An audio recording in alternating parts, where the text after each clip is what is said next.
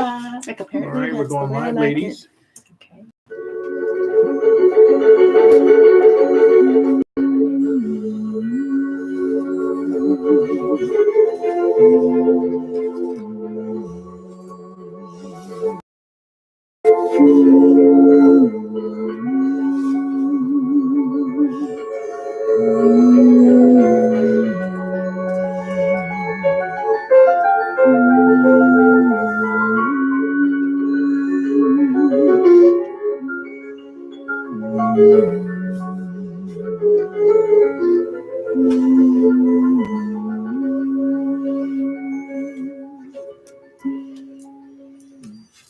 Welcome to the Sedona Soul Sister Show, down-to-earth discussions on spirituality, metaphysics, and paranormal subjects. And the Sedona Soul Sisters are myself, Roz Reynolds, my business partner, Ivory Lanu, and our delightful sweet mate, Terri-Ann. And we are here. We have offices in Sedona. Sometimes we laugh. It's like we're here all the time. An awful lot. And we love it. So we're glad to be here. So you can find us here a lot. So today's topic is energy healing and crystal healing.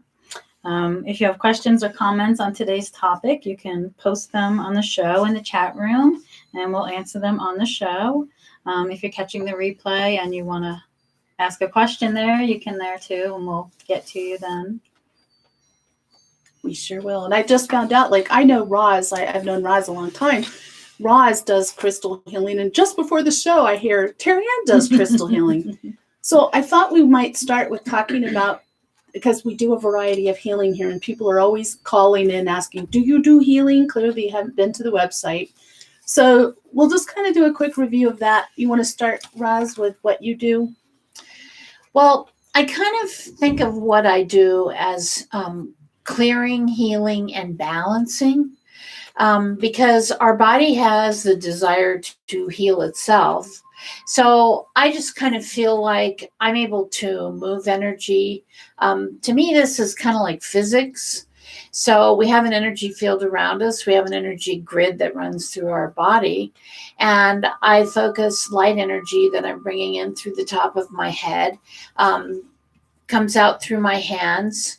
When I'm doing crystal healing, I'm actually holding quartz crystal rods. And I send that energy through, and I'm vibrating those. I'm vibrating, and then I am also vibrating the crystal rods, and they move energy, and they allow your body. A lot of times, what's causing us discomfort, dis-ease, is actually blockages in our energy field. That can be, because we're a mind, body, spirit being, that is mental, physical, emotional, and allowing the energy to flow and move facilitates our body working on getting better. Mm-hmm. So I just think of what I do as kind of being moving energy. I like that. Mm-hmm. Beautiful. I know you do a lot of kinds of healing, Terri-Ann. So Terri-Ann, yeah. The healer girl here. I do many different types. If you want to talk about Reiki for a second, Reiki, like Roz was saying, is energy through your hands. I also use crystals, which I love, and clients love crystals too. I use crystals on myself all the time, and I have them all over the house. And so, yeah, it does move energy, and spirit works through me, and the energy comes out my hands. When I do healing like theta is that hypnosis-like state. So when you're in theta brainwave, it's like when you go to sleep. So during a theta session, you're in a light hypnotic state, and Creator is working, and it's almost like I am witnessing the healing. So it's not actually running through me, but I'm witnessing it. And then we talk about removing old past beliefs and old programs that we've had from childhood or from old religious patterns, or even past life stuff people carry over. And again, it causes that stagnant energy in you, right? It either causes physical ailments, mental, emotional ailments. Yeah. So any type of energy healing I find is just very relaxing, balancing. Some people it does disturb them a little bit, and it brings up those emotional types of crying and releasing. Some may have a little bit of pain to release that way. Because it stirs. It stirs your energy. So anytime your energy is getting, scooted around a little bit, you start bringing forth what's been behind that blockage. So it sounds very, I like to say it sounds woo-woo, but it's really not. It's very much about using a metaphysical ability that you have to connect with a healing power, a healing gift, to bring that through yourself, or in the case of Theta, to be the kind of like manager and observer of that going on. So it's very, very powerful. And Ivory does healing also, although she's temporarily reserved herself from that. She's working on her own healing with a couple of issues she had. And that's a really important thing to bring up, because just because you know how to do healing, just because you can work on other people, it always sort of is difficult to do it for yourself.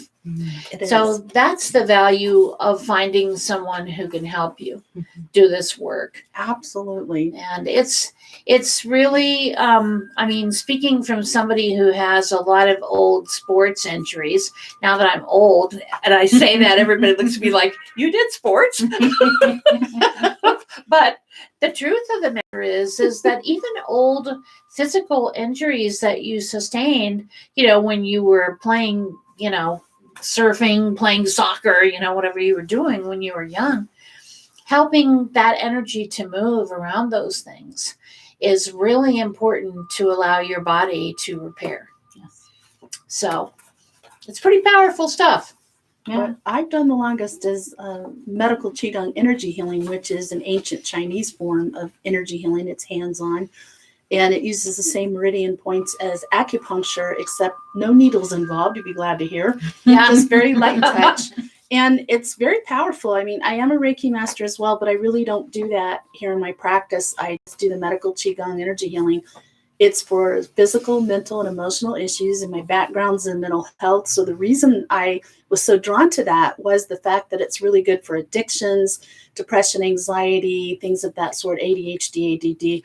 And that's why I got involved in it. And it has proven to be pretty miraculous. And you were talking about energy moving, shifting in people. It made me think about my dad's recent visit when both his shoulders were hurting. He used to be a contractor and he had a lot of injuries to his shoulders and they were hurting. And he said, do your magic. And so I did. I know I shouldn't because my lower back's still messed up, but I did an energy healing on him. And afterwards, as predicted, he was really tired. But then later he tells me afterwards I was popping and snapping head to toe. And then I thought, oh no, I think it made me worse. And they woke up the next day at my sister's house and said, I haven't felt this good in so long.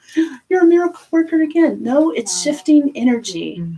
The only other thing I do that's technically healing but may not sound like it is thought field therapy, which is actually a neuroscience technique.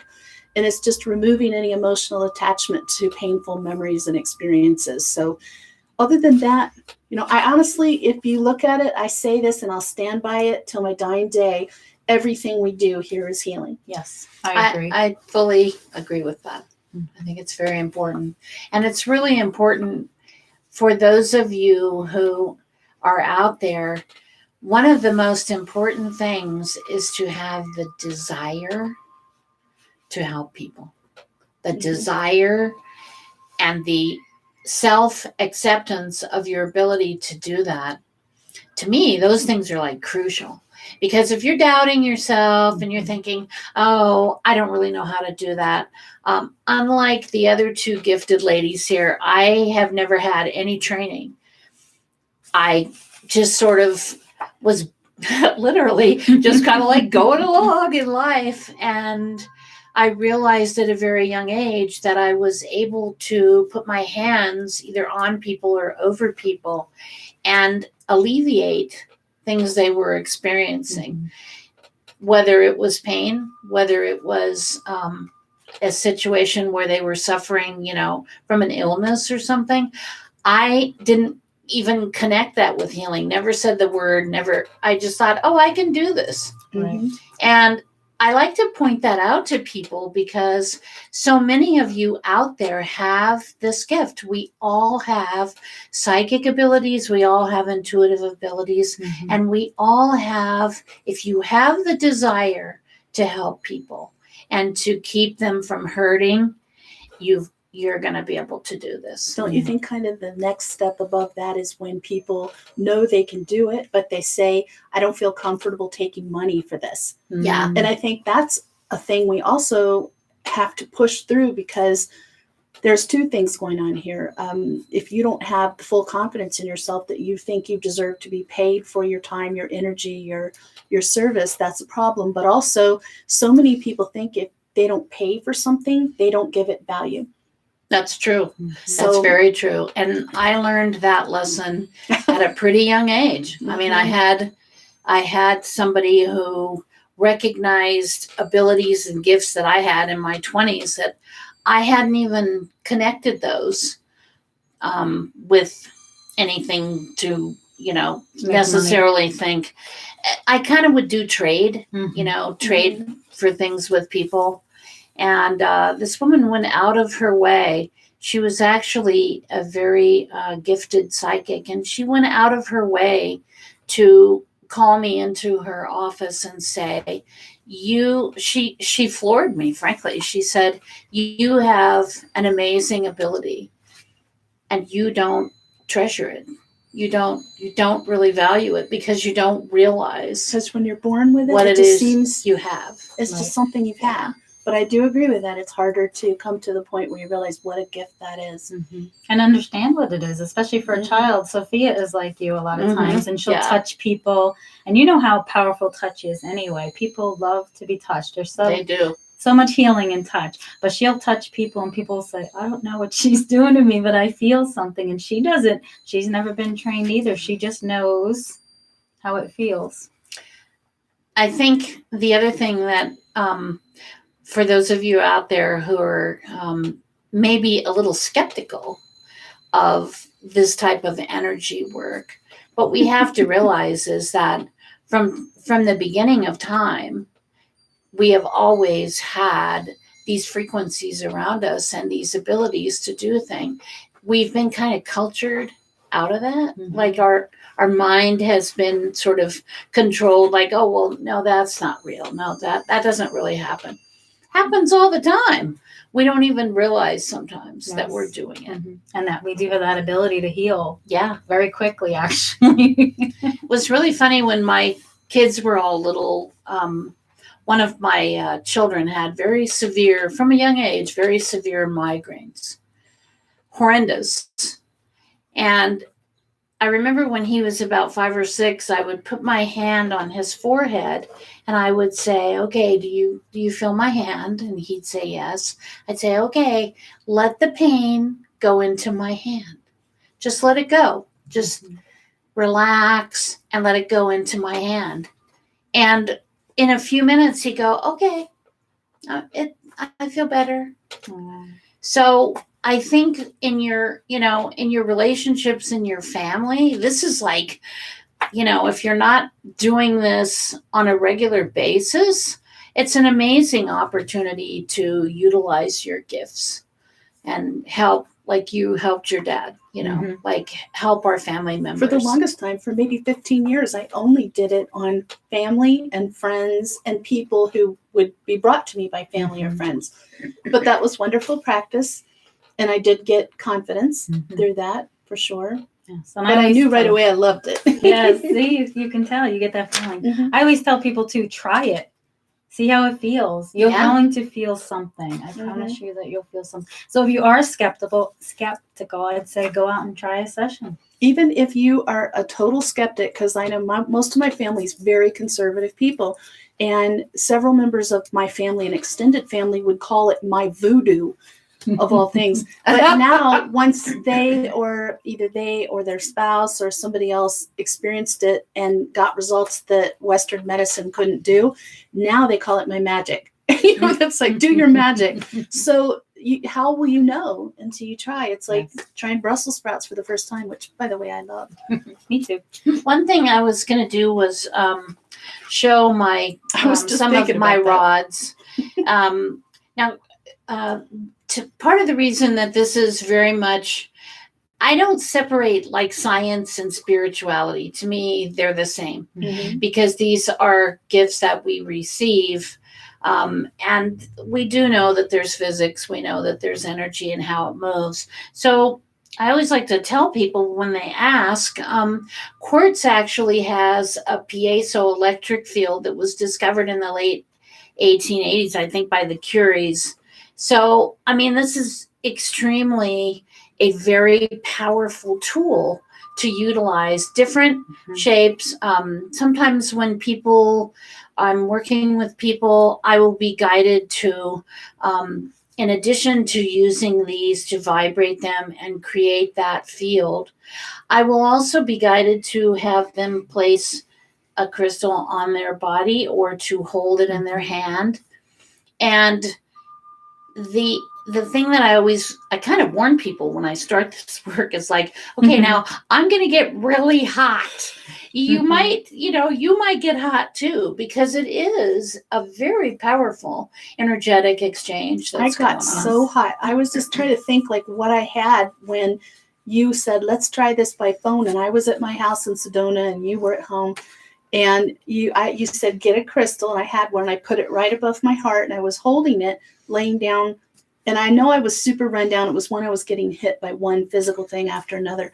But I remember holding that, and all of a sudden that thing got so hot, I thought it was going to burn my hands. Oh, wow. And I let go and just left it over my clothes. And eventually, like, my whole body got hot like a fever. And it knocked that illness right out. So that was I'm so glad I got to experience that, so I could tell my clients what it's like and what it does. Right. So one thing I think in relation to that too is being open. Again, being open to allow that to happen. You were open to that. The utilization of our frequency that is around us, but also the power of our mind to telepathically connect. I don't have to be, and neither do you. We don't have to be in the same room with someone to be helping them. We don't have to be even in the same part of the country, really.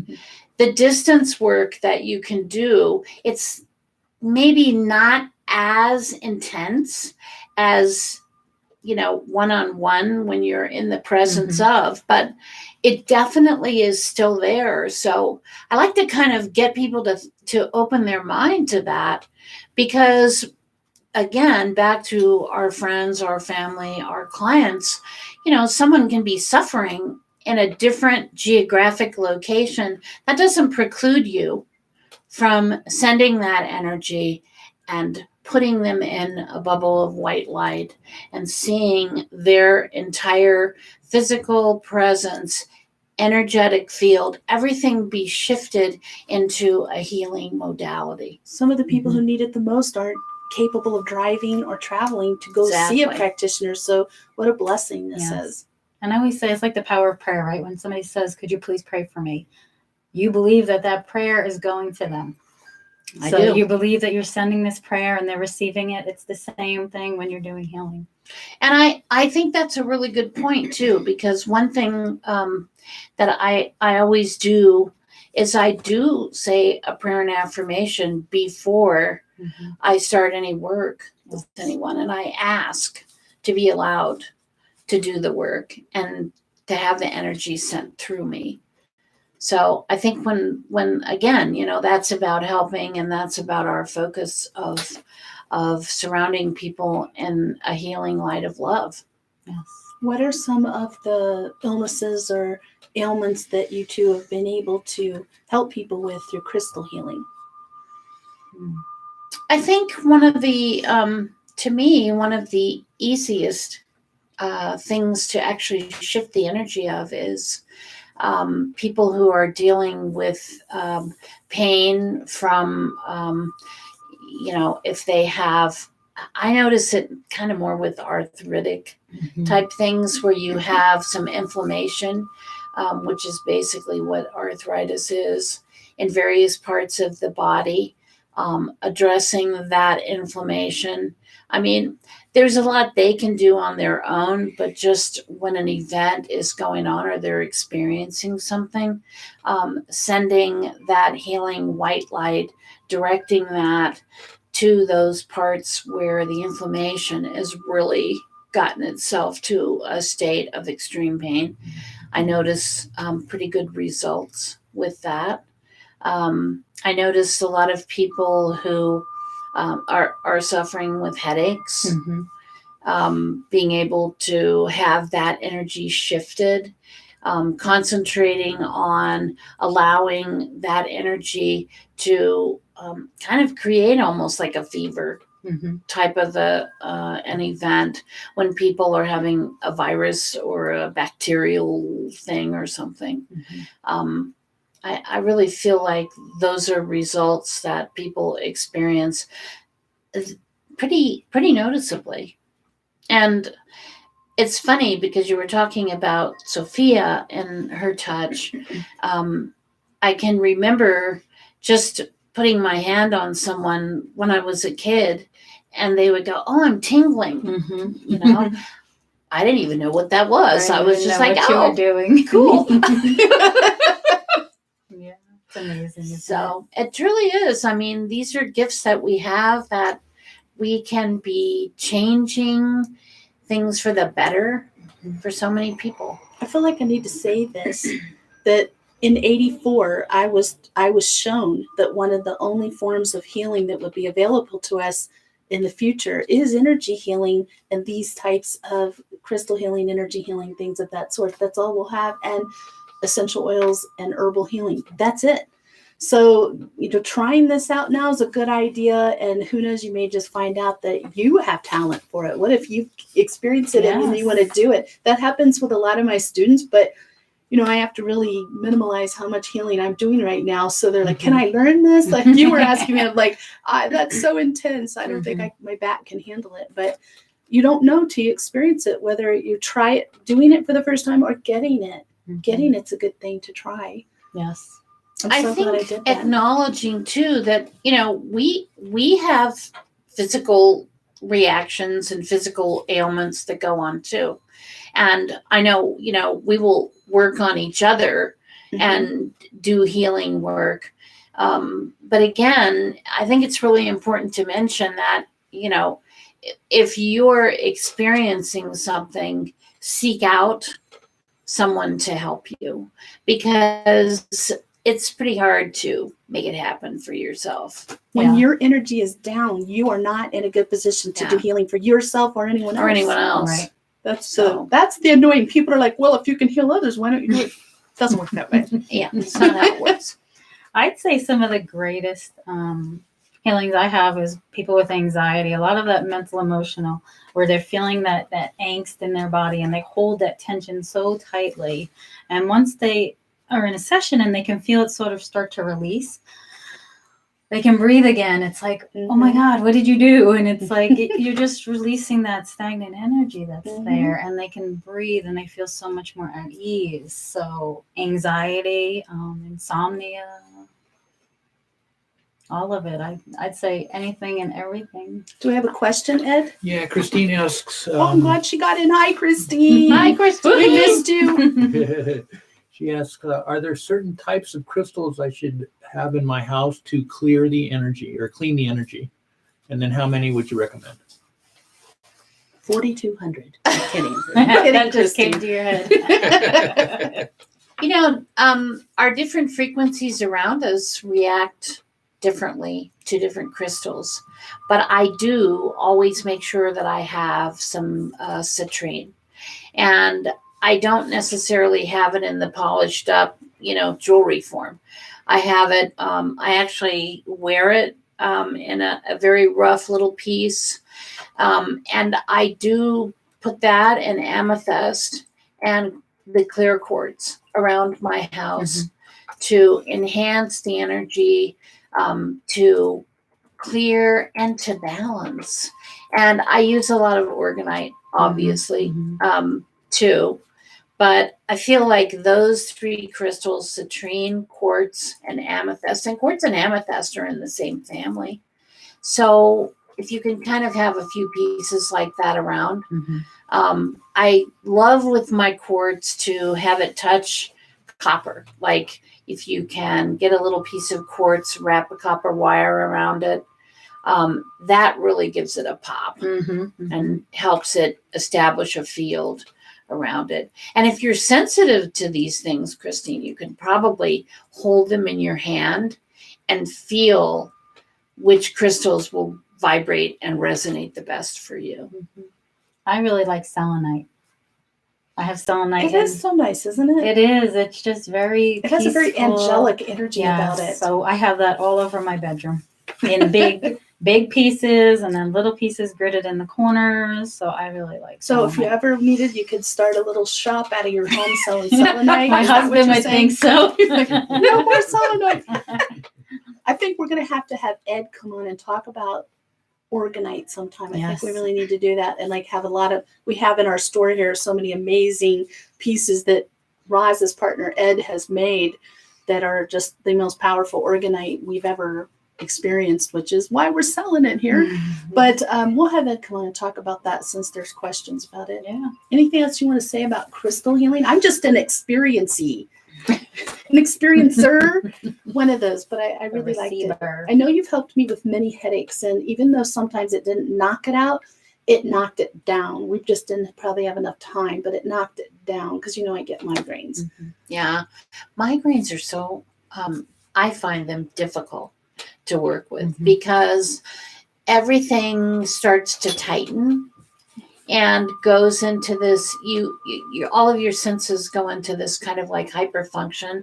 So your eyes become too sensitive, your hearing, your neck, your shoulders, your neck, everything just gets so tight. I get nauseous a lot when I get one. And I haven't had one, knock on wood, or some wood in a long time. I think,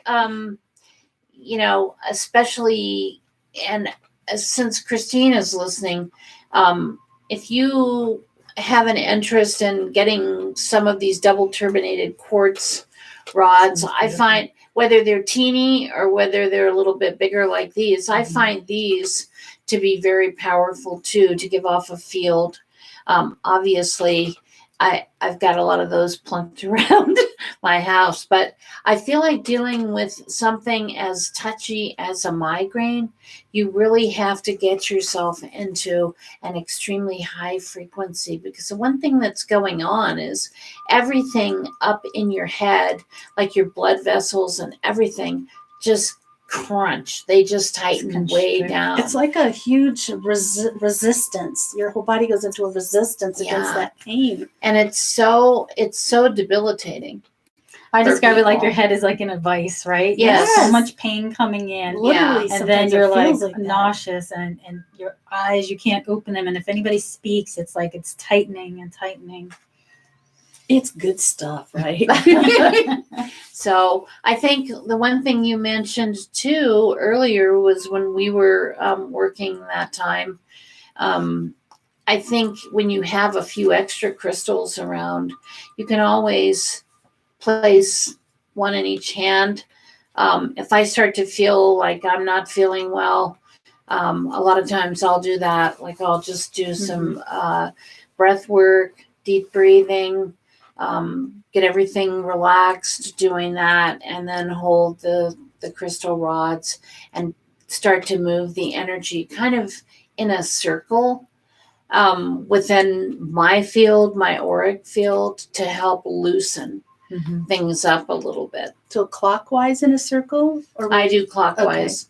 I know I've heard other people say, oh no, you should never move anything clockwise, but I just was looking at your hand and I just wanted to make sure, because if somebody out there wants to try it, it's nice to know what's worked for you. And I do, in that process, I do open the only way I can say this is kind of like I open the top of my, like my crown chakra opens, and I feel this connection of very intense shaft beam of white hot light. And that's what makes me so hot. When I'm trying to do this work, She's so hot. I just She's get a so mom. hot. She is. And everyone who knows me knows I'm not nice, but I'm hot. So afterwards, I'm like, Snarky. That's the word. Snarky. so I think just the realization that we do have some quite an intense, connection, and we also have some amazing powers and abilities when we are in that connection that can do a lot. I'm glad you spoke about that. Anybody, if you have a desire to heal people and help people, you can do this, because I think it's like psychic ability. We all have some intuitive skills. Some people will develop it much higher than others, but if you develop it, if you learn and you practice, and your heart, you have a healer heart, you just want to help people, you can do these things. We're not special. Roz, said she's born, able to do this, just touching, healing. That happens too. But we're talking about like learning a specific kind of healing. Try it. If you're moved to do it, try it, because that means you have that sincere desire to help people. Yes. A lot of my students I taught too, they're like, I don't know, I was just drawn to it. So I always say, go with what you feel, like with Absolutely. the Qigong. Oh That's my a God, really I good- need this. It's a really good point. I was Yeah. still working at the psychiatric hospital when I saw that ad for medical Qigong, and I'd never heard of energy healing, I'd never any interest in it. But there I was studying it. And so we brought my sister up, and she was having this terrible, she has congenital kidney issues, and her whole right abdomen and inner thigh was very swollen, and she was in agony and waiting another few days for her surgery. Nothing could be done. So her husband drove her up to class, and we all worked on her, including the instructor, who was an amazing Dr. Jan Kennedy. I don't know if she's still living, but you're awesome.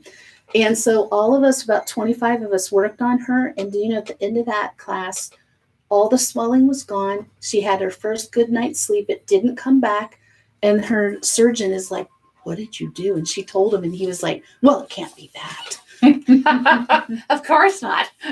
So that got me in, because I wasn't even done with the course yet, but that got me really, really excited about it. And obviously I'm still really excited. And most about it. religions have a form of hands-on healing. Mhm. Reiki is just the Japanese version. The Catholics have laying of the hands, which Mhm. I grew up with, so it was very natural to me when I learned Reiki. That was the laying of the hands. We actually had 2 gentlemen come visit our office in our first suite who were traveling from out of the area. And one of them, remember those two gentlemen? One was a client of mine for a while, and another friend with him. And they travel around and do hands-on healing on people. So they were doing hands-on healing on me in our lobby. And it was very interesting. But I think I've had more exposure to different types of healing since we opened this metaphysical center than in the whole rest of my life put together. And that's a really interesting point too, is that, encouraging everybody out there to embrace your gifts and to decide, hey, I'm going to give this a shot. I think I can do it. Right. Because we all have it. Like, we've all had those Yeah. gut feelings about people. Some have them stronger than others, but you've met somebody and you're like, I don't like them. Or, oh my God, I love it. So you feel that about people, and that may be your gift. You may feel it about somebody. Are there courses people can take to learn crystal healing? I believe there are I think some so. teachers Okay, so people can who have seek that. created a format where they teach it. I think it's a great one to learn, because all you need is a crystal and yourself and your knowledge. And So there's books out there for crystals, and if you want to learn more, each crystal can do different things, and it's amazing when you pick it up. This one is so powerful. I was like, it's not woo-woo. No, we're not waving chickens over our head. No one's chanting this incantations. is from the earth. It is just an item from the earth that's vibrating energy, which makes sense when you were talking about vibrating the energy, and that's why it heats up like that. That makes total sense. So it's a very natural form of healing. And really, I firmly believe that anything that we need to heal ourselves has been given to us on this earth. I believe that. I agree. It's just amazing if you learn about all the plants, all the oils, all the crystals, how every one of those things has a frequency that coordinates with our body's frequency to help us. And how powerful your mind plays in all that role. Yeah. Because if you believe it, like when Sophia was sick and I started working on her, I always believed she'd be okay. So it's that power of positive thinking that you have to believe it's going to work, and you have to believe and your that, intention. Yes, and your power. And but I have to say, like, that may be true in some forms of healing, but with energy healing, even people who are total skeptics and think that there's nothing to it, they will still get the results. I think so. I've never had a single person in all these years say it didn't get better. I've actually had people who were on death's door get up and look bright, their eyes are sparkling, their skin looks good, and like, I got energy, like, it shocks me. I mean, I'm sure you ladies have experienced that with your crystal healing and other forms of healing where we don't even realize everything that can be done with it. Right. And it works on animals too. Yes, it does. Anything living. I mean, it's really true, for the amount of time that we spend thinking about, I need to, I need to water this plant, I need to take care of this, my pet, or whatever. Don't hesitate to send your loving healing ability to those things too, because anything that's alive has a frequency. And you could even practice that. Like, I think I became more realizing of that you don't even need a formal type of healing. Like you were saying, just putting your hands. So I used to be married to a police sergeant, and we worked opposite hours. If I wanted to see him, I had to ride with him out on duty a lot. So if an animal got hit or an animal was injured somehow, they'd say, oh, she's with you, well, come over here. And what I would do is just get as close as I dared to get and put my hands like this and just send calming energy. And you could see this snarling, crying animal calm down and just lay down. And they'd be like, what did you do? I just sent it energy. It wasn't Qigong or Reiki, or it's just sending energy. You can do that. You can practice Animals that. are very receptive. When your animal is a little off, like you can tell it's not quite right, practice. That's a good thing to practice on. It is. It's really very healing to you too, because it is an energy exchange. The one thing in the beginning, a lot of people have a problem, and I know I did, where I felt like I was absorbing the physical issues of the people that I was working on, and it took me I had to work hard on that to stop doing that. When you're an empath, definitely. Yeah. Definitely, if you're empathic, that's a really good point to make, is that you don't want to take, because it is an energy exchange, so you don't want to take in any of that pain or any of that experience of that other person. You just want to be able to exchange and hold that aspect a little bit out of your field. I had to actually get some additional one-on-one training with my teacher for what to do to combat that, because I was working on somebody who'd been poisoned, and somebody slipped something into their drink at a camping event. So there was no medical treatment around. I just worked on them, and then I had horrible stomach pains, felt weird, throwing up, and then they're fine. So just if you're an empath, you really need to have somebody train you how to pull the energy from the universe and not pull it into yourself. I just can't emphasize that enough. I think with any kind of healing you do, but particularly energy healing. That was the only question. Okay. Are we out of time? You're approaching 40 minutes. It feels like it. All right. All righty then. Well, thank you so much for joining us here today. And the Soul Sisters, as I said, we are in Sedona, and we are in our offices. Please go to our website, sedonasoulsisters.com. Explore all of the services that we have, all of the gifts we would love to share with you. Yes, and tune in next week when our topic will be signs from spirit, how to know when spirit of your loved ones who've deceased are around you trying to get your attention. We hope you have an enlightening week. And have fun.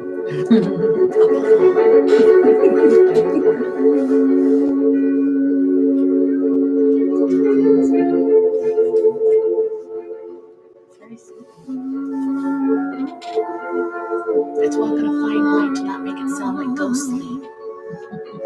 Doesn't really. I mean, it does sound ghostly. Oh, you hear the meow. You hear the cat? Yeah.